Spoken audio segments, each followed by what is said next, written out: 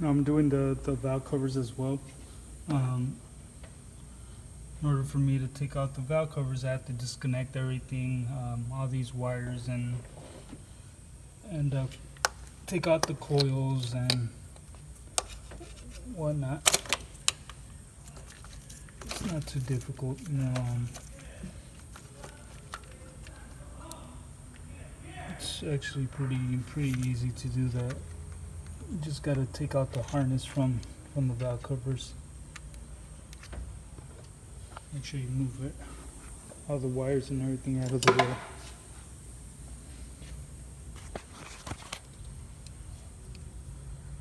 Like right here, you just pull this one off. I don't like breaking them, so I just pull them off. See, you pull it off, and you get it out of the way. Then after that, you just use a 10mm, take out the coils. For the coils, and So I took out the coils. The 3 coils.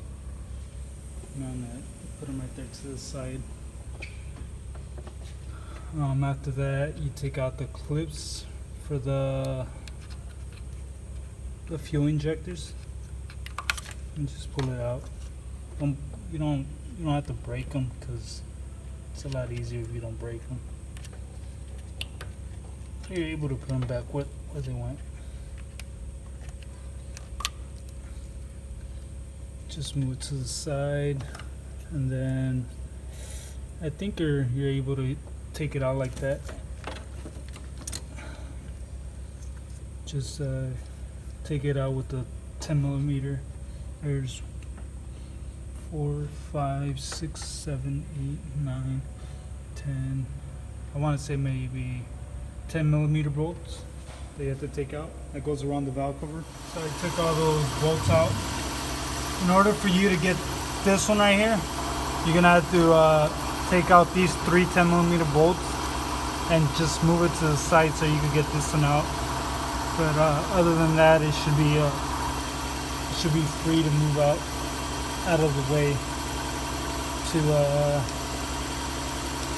do the valve cover gasket on it. That's how you take that one out. That's how you take that cover gasket out. My advice would be, once you release all those bolts, once you release all those 10mm bolts, pull it off. Take off all the 10mm bolts, because if you just pull the valve cover gasket like that, they're gonna fall over the place, and it's gonna be hard for you to be looking for them. But you know, valve covers are out, and that's how easy it is to do the valve covers. Now for take out that back catalytic converter, you're gonna have to take off these 14mm bolts, which is 1, 2, 3 14mm bolts. What I'm trying to do is, you see, weld that piece right there, weld that one, and that piece right there, because they're all leaking. All the way at the top, back there, you'll see the 2 of the bolts. Kind of hard to see, but you can kind of see it in the corner right there. There's one right there, and then there's one. It's very hard. There's one up there, but there's 2 of them out there. You know, so it could be very easy to take off. And I use an impact gun to release them. It's a lot easier like that. But sometimes they'll strip or they'll break. So you gotta be very careful with them. But I got all 3 bolts loose. You gotta be careful when you grab the bolts, because they're very hot. They're very hot, and you don't want to burn yourself. but I released the bottom one already. You got to disconnect the O2 sensor, which is right here. The connector's right here, and then take out the top ones, the top bolts in it. For the heat shield, that bottom one right here, that goes right here. That bolt stripped on me, so I had to use a special tool, which is pretty neat, you know. But I ended up using like a 3/8 one to take it out, you know. But this bolt's no longer any good, so I'm gonna have to replace it. Remove the the heat shield, because the two nuts are right there, right next to that O2 sensor. There's one, and all you have to do is just move it. You don't have to take out the heat shield. So you take out, once you finish taking out that, now you just scoot it over to the other side, and you take off the other nut right there.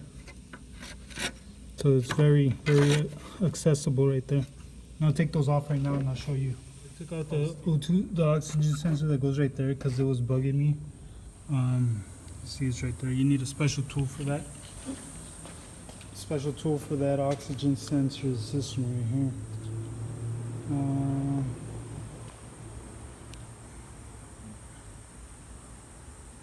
7/8 0.2 millimeter sensor, oxygen wrench. So you take that out, and then after that you'll be able to take this out with the impact gun. I like using the impact gun because it's a lot stronger with these rusted bolts.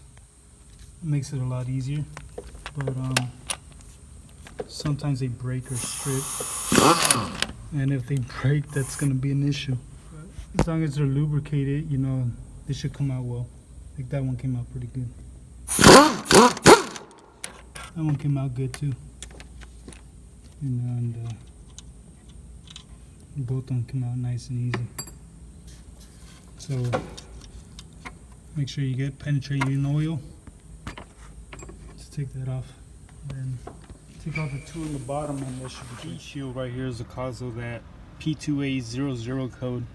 You know, it kept popping up on these 3 little welding spots. You know, it starts to deteriorate and leaving 3 big holes in the pipe, the exhaust pipe near the catalytic converter, right on the O2 sensor, causing that code. You know, I've been driving the car right now, and that code hasn't popped up, but I don't know why they would make it like that, you know. But that's where the leaks were coming from. You know, it was very hard to like weld because of the position the 2 top holes were in. So I had to take it out, but I had some trouble taking out 2 bolts at the very top of the catalytic converter going to the exhaust manifold. Those 2 bolts were stripped, so I had to, it took me about like two hours just to take off. You know, the good thing is that it didn't damage the threading on the exhaust manifold, so I just used 2 new bolts to put it back on, and everything was good. You know, after I put everything back on, I drove the car, and you know, the code hasn't popped up yet. Hopefully it stays like that.